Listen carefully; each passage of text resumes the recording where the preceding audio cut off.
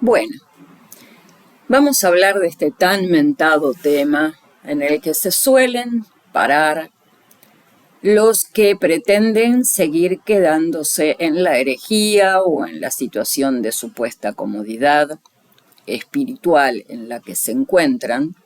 Estos suelen ser, ya sea los que forman parte del Novus Ordo, como también de los tradicionalistas, pero también esta suerte de católicos que están dentro del aura o del aula magna del quédate en casa, porque también de estos hay en quédate en casa, que usan esta tan mentada frase sobre lo dicho por San Pablo en Tesalonicenses del quedaos con lo bueno. Bueno, yo voy a pasar a leer todo el contexto del capítulo 5, donde se alude este punto del quedaos con lo bueno, y que dicen examinadlo todo y quedaos con lo bueno. Bueno, primero el contexto en el cual San Pablo les está hablando a los tesalonicenses.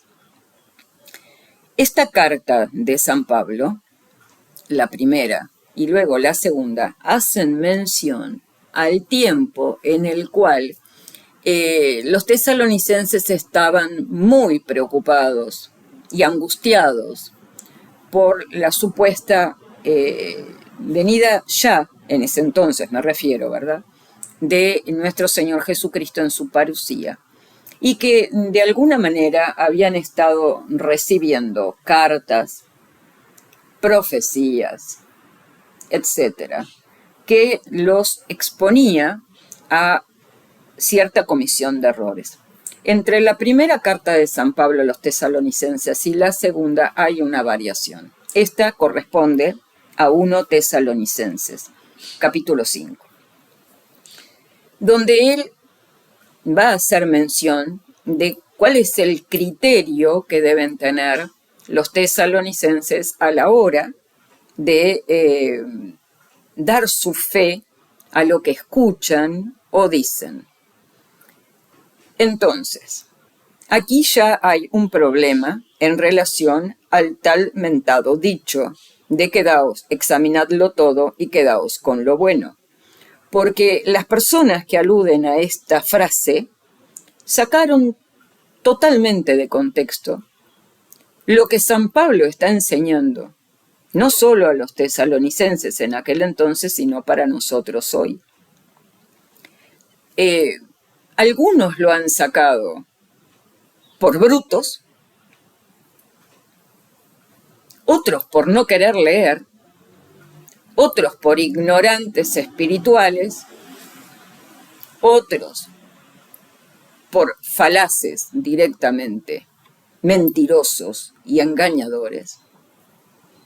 Estos mayoritariamente tienen que ver con los que están formados, ¿verdad?, hace muchos años, y que tienen conocimiento de a qué aludía el querido San Pablo, pero que para ellos poderse sostener en la herejía del Novus Ordo, por ejemplo, tenían que encontrar que la Biblia, la Escritura, lo sostuviera en su mentira.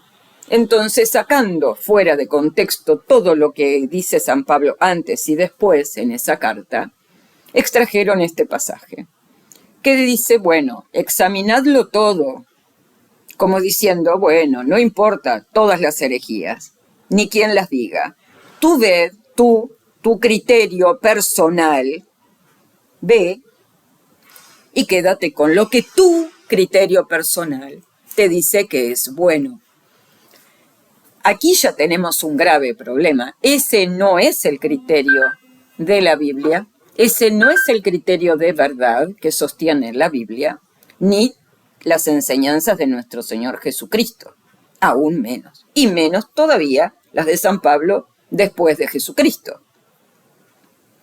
Sino por el contrario, tú no eres libre, entiéndase bien, tú no eres libre para interpretar las Escrituras.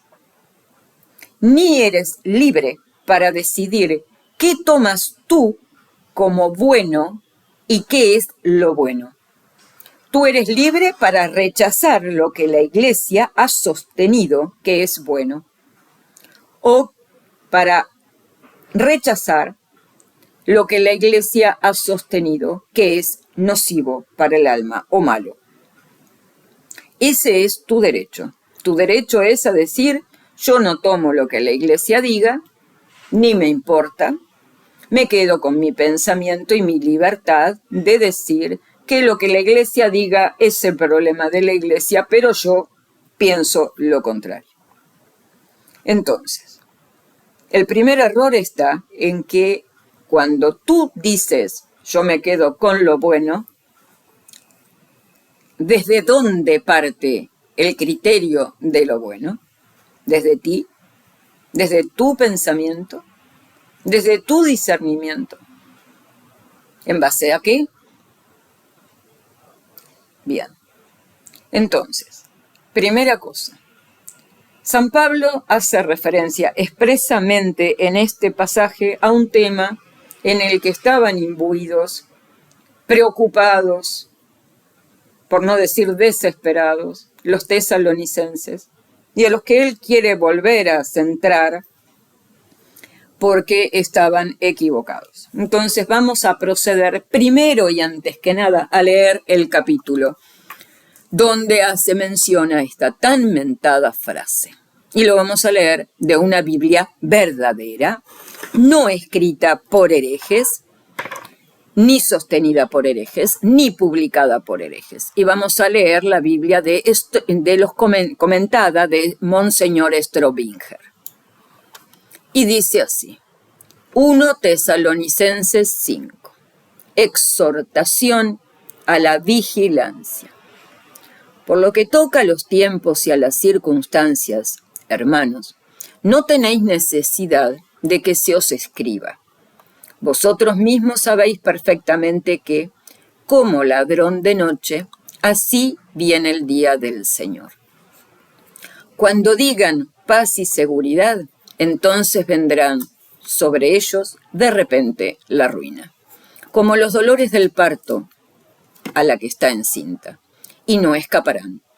Mas vosotros, hermanos, no vivís en tinieblas, para que aquel día os sorprenda como ladrón, siendo todos vosotros hijos de la luz e hijos del día. No somos de la noche ni de las tinieblas. Por lo tanto, no durmamos como los demás. Antes bien, velemos y seamos sobrios. Pues los que duermen, duermen de noche, y los que se embriagan, de noche se embriagan. Nosotros, empero, que somos del día, somos sobrios, vistiendo la coraza de fe y caridad, y como yelmo la esperanza de salvación.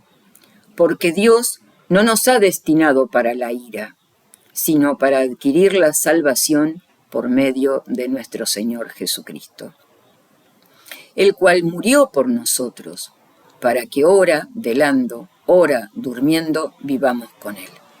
Por esto, exhortaos unos a otros y edificaos recíprocamente como ya lo hacéis. Recomendaciones y saludos de San Pablo a los tesalonicenses. Os rogamos, hermanos, que tengáis consideración a los que trabajan en medio de vosotros y os dirigen en el Señor y os amonestan, y que los estiméis muchísimo en caridad a causa de su obra. Y entre vosotros mismos, vivid en paz. También os exhortamos, hermanos, a que amonestéis a los desordenados, que alentéis a los pusilánimes, que sostengáis a los débiles, y que seáis sufridos para con todos. Ved que nadie vuelva al otro mal por mal. Antes bien, seguid haciendo en todo tiempo lo bueno, el uno para con el otro y para con todos. Gozaos siempre, orad sin cesar. En todo dad gracias, pues que tal es la voluntad de Dios en Cristo Jesús, en orden a vosotros. No apaguéis el espíritu. Ya aquí viene sobre lo que está hablando San Pablo cuando dice examinadlo todo y quedaos con lo bueno. No apaguéis el espíritu. No menospreciéis las profecías. Examinadlo todo y quedaos con lo bueno. Absteneos de toda clase de mal. El mismo Dios de la paz os santifique plenamente, y vuestro espíritu, vuestra alma y vuestro cuerpo sean conservados sin mancha para la parucía de nuestro Señor Jesucristo. Fiel es Él que os llama, y Él también lo hará. Hermanos, orad por nosotros. Saludad a todos los hermanos en ósculo santo. Os conjuro, por el Señor, que sea leída esta epístola a todos los hermanos. La gracia de nuestro Señor Jesucristo sea con vosotros.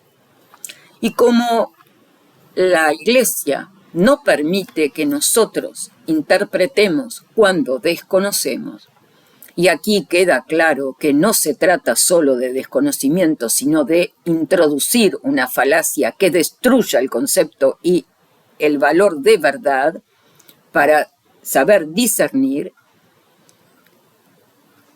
refiere claramente San Pablo sobre el tema de las profecías que estaban o siendo tomadas en su totalidad o desechadas sin haber analizado nada. Pero vamos a leer lo que argumenta nuestro querido Monseñor Strobinger acerca de este capítulo. Dice: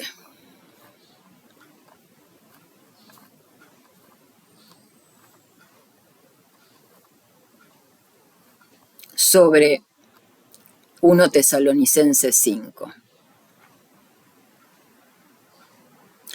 A los primeros cristianos, más que a nosotros, les preocupaba la segunda venida de Cristo, especialmente en cuanto a la suerte de los muertos. Creían que estos tal vez fueran remitidos al último lugar en la resurrección, o que la resurrección ya había pasado. 2 Timoteo 2, versículos 16 y siguiente, y nota. Contesta San Pablo: de ninguna manera habéis de angustiaros. Ellos resucitarán los primeros, y los otros justos que estén vivos serán arrebatados al encuentro de Cristo en el aire. Los padres griegos y de los latinos, San Jerónimo y Tertuliano, opinan que esto sucederá sin que antes sea necesaria la muerte física. Lo admiten también San Anselmo y Santo Tomás. Véase 3:13, 1 Corintios 6, 2 y siguientes, 15, 23 y 51, 2 Timoteo 4, 8 y notas. Sobre el versículo 16 dice: el arcángel, probablemente San Miguel, hace mención al capítulo 4 además, pues es el único que en la Sagrada Escritura lleva este título. Véase Judas 9, Daniel 10, 13 y notas. Muy bien. Sobre este versículo en especial, dice el apóstol, se refiere a la parucía de Cristo, no a la muerte individual de cada uno. Y luego continúa Monseñor Strobinger.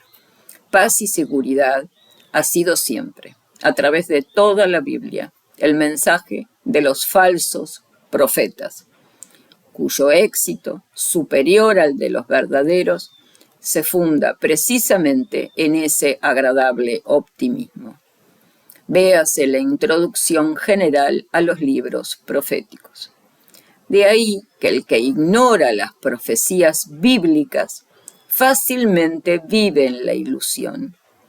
No percibe el sentido trágico de la vida presente, ni el destino tremendo a que marchan las naciones. Nada más consolador que la excepción contenida en el versículo 4, para aquellos que viven a la luz de la palabra divina. Salmos 118 y 105. En el versículo 6 dice: no durmamos como los demás, en la despreocupación e indiferencia. La embriaguez señala el aturdimiento espiritual en que vive el mundo. En el 16 hace mención a lo siguiente: gozaos siempre. Este es el versículo más corto de la Biblia. No podemos quejarnos de su contenido. Él resume lo que todo el divino libro desea, ofrece y realiza, con infalible eficacia en todo amigo que frecuenta su intimidad. Sobre el 17, versículo me refiero, dice: orad sin cesar.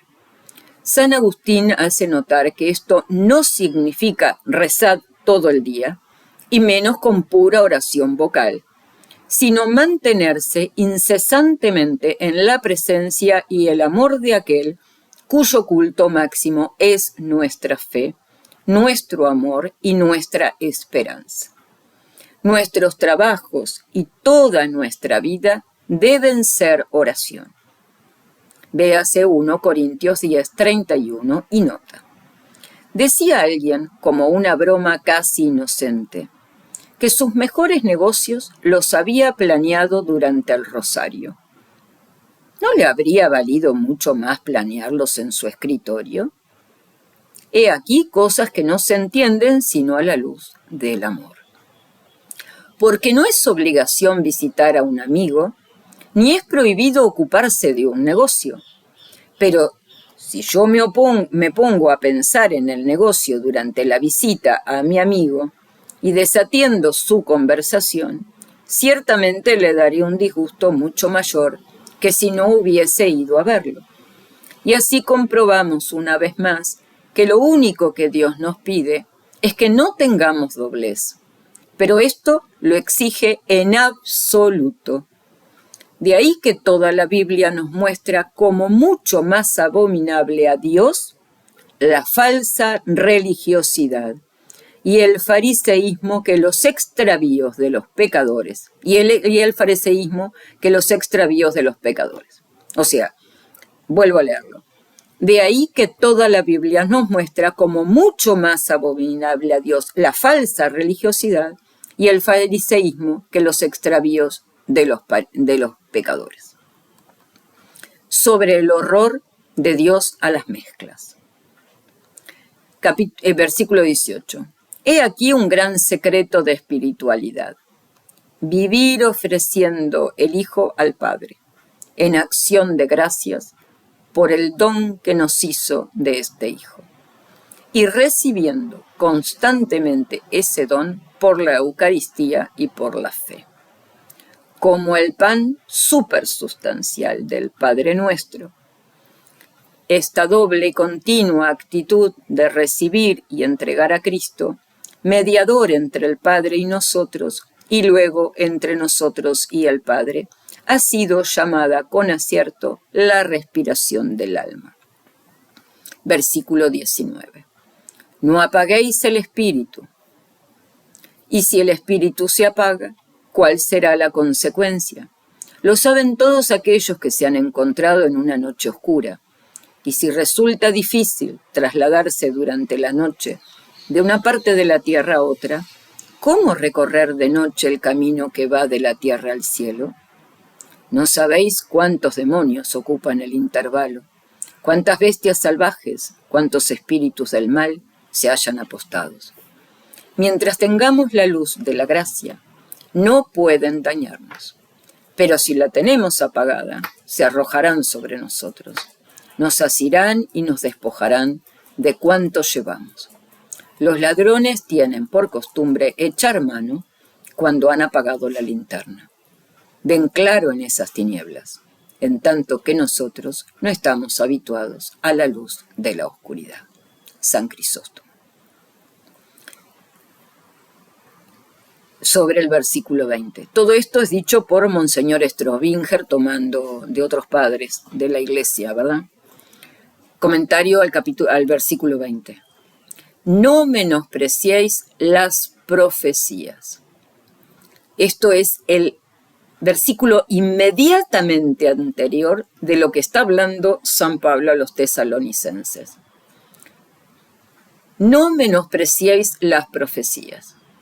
Hoy solemos interesarnos poco por las profecías. a las cuales la Sagrada Escritura dedica, sin embargo, gran parte de sus páginas. En el Eclesiástico 39.1 se nos muestra el estudio de las profecías como ocupación característica del que es sabio según Dios. Doctrina y profecía tienen la misma íntima relación que conocimiento y deseo. Lo primero es doctrina, o sea, conocimiento y fe.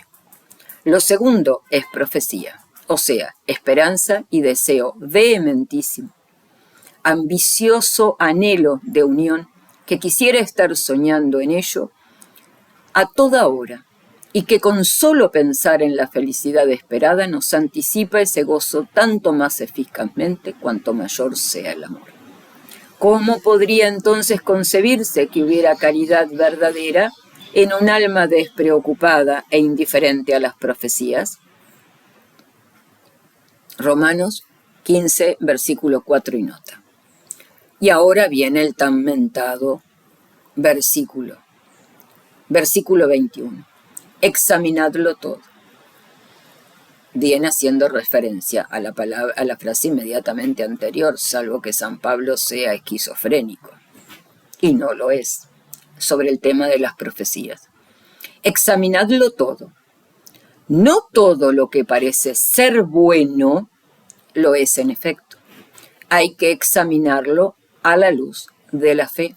Véase 1 Juan capítulo 4, versículo 1, y Hechos 17:11, donde se muestran los de Berea mejores que los tesalonicenses, porque recibían ávidamente la palabra de San Pablo y constantemente la comprobaban con las Escrituras.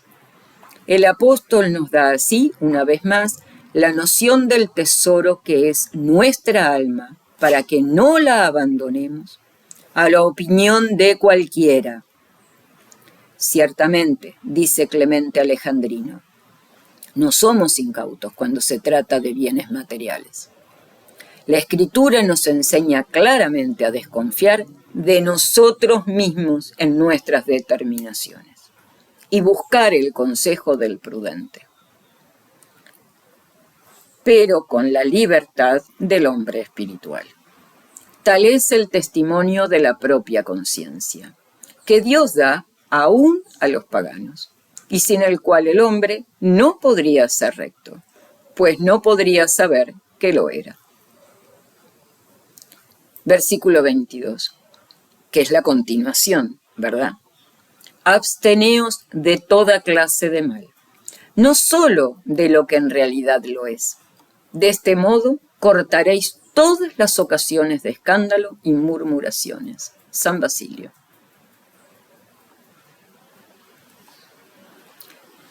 Versículo 23. La caridad de San Pablo nos desea, aún para el cuerpo, la dicha de disfrutar el misterio que nos anunció. Irineo, San Irineo, siguiendo al apóstol, distingue también en el cristiano cuerpo, alma y espíritu. Son tres dominios superpuestos. El del cuerpo es el animal o físico, el del alma es el psíquico y el del espíritu es el sobrenatural, único verdaderamente espiritual. En Ósculo Santo, esta fórmula espiritual es grata a San Pablo. Sin duda viene de lo que el beso era, entre los judíos, parte de la salutación. San Justino y otros atestiguan que pasó a los primeros cristianos, y aún lo vemos conservando en la liturgia como señal de paz. Os conjuro por el Señor. No puede ser más apremiante el reclamo que el mismo apóstol hace de que todos lo lean.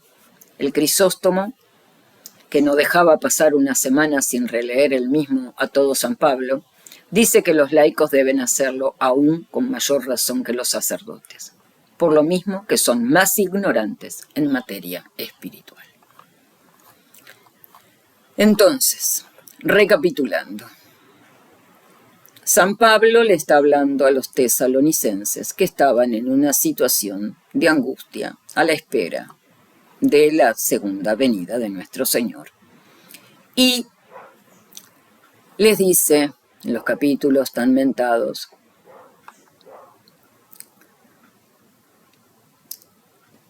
versículo 19 del capítulo 5. No apaguéis el espíritu. Luego dice, no menospreciéis las profecías. Y a continuación, examinadlo todo y quedaos con lo bueno. Absteneos de toda clase de mal. El mismo Dios de la paz os santifique, etc. Volvemos a retomar lo que está diciendo Strobinger sobre este tema. Examinadlo todo. No todo lo que parece ser bueno lo es en efecto. Hay que examinarlo a la luz de la fe.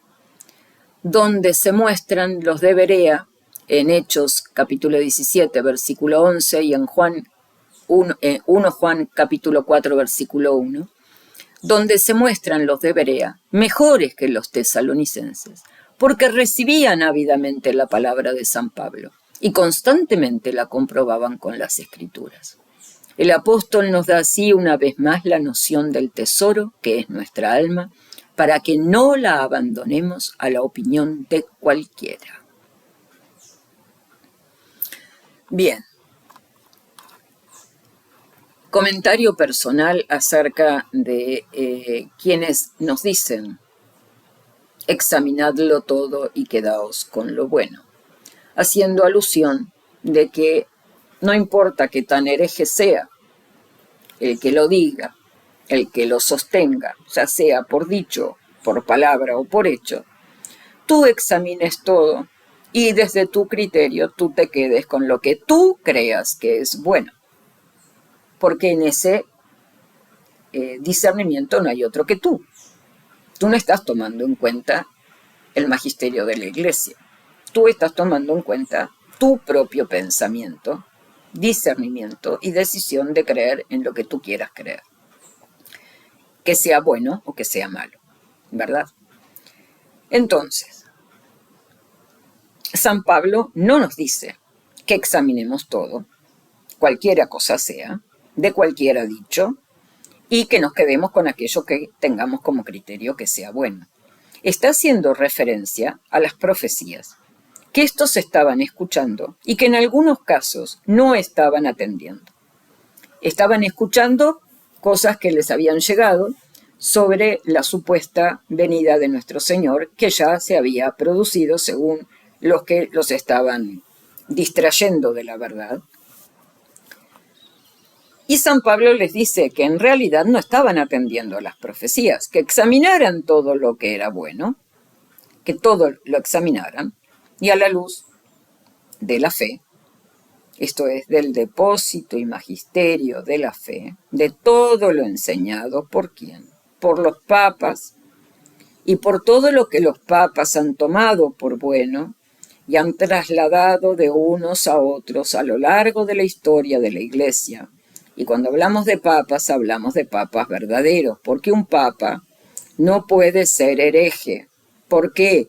Porque un papa debe ser católico y un católico no puede ser hereje. ¿Por qué? Porque una vez que abraza la herejía se pone ipso facto por ese solo hecho y de inmediato, sin necesidad alguna de juicio, se pone fuera de la Iglesia.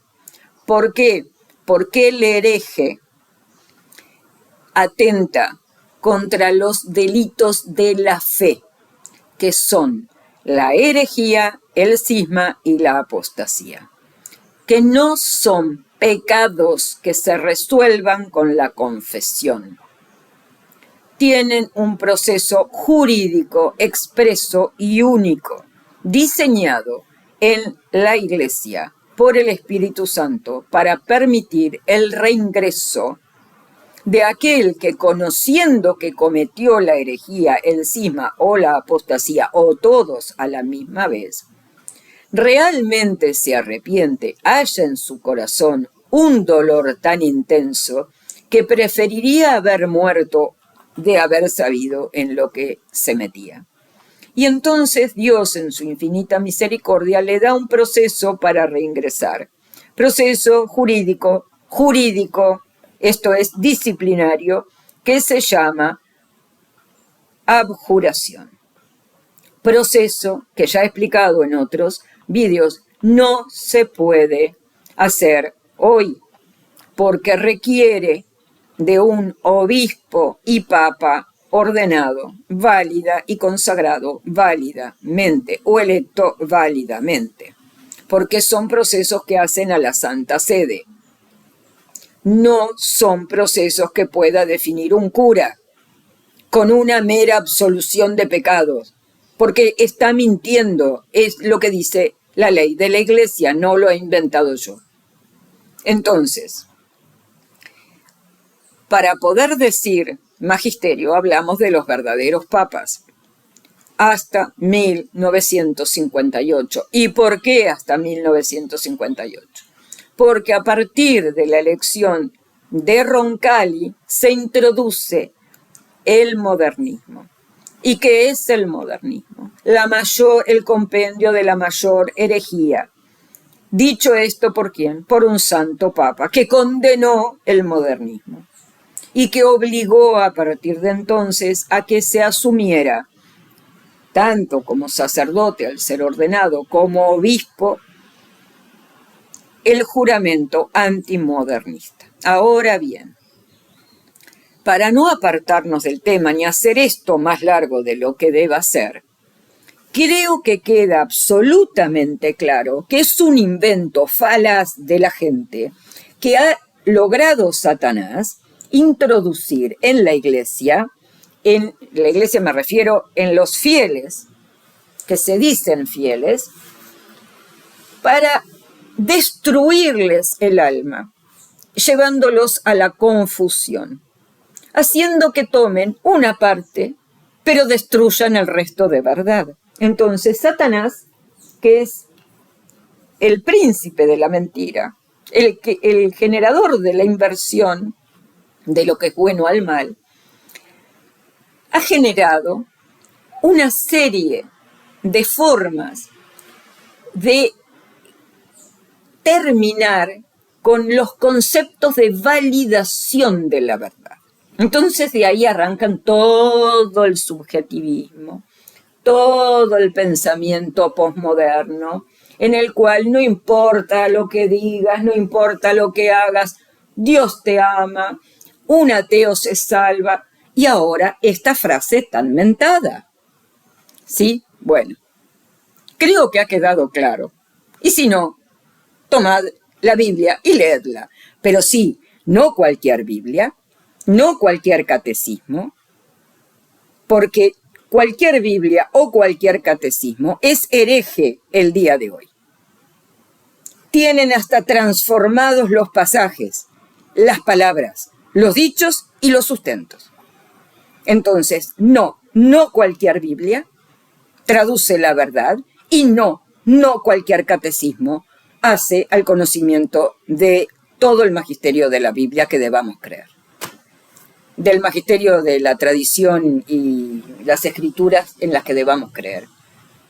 Bueno, hasta aquí y terminado el tema. Espero que quede claro y que no volvamos a reiterar esto porque ya cansa y aburre. Pero bueno, espero que esto sirva para varios y que lo multipliquen para que la gente deje de decir y asumir disparates que los terminan condenando el alma.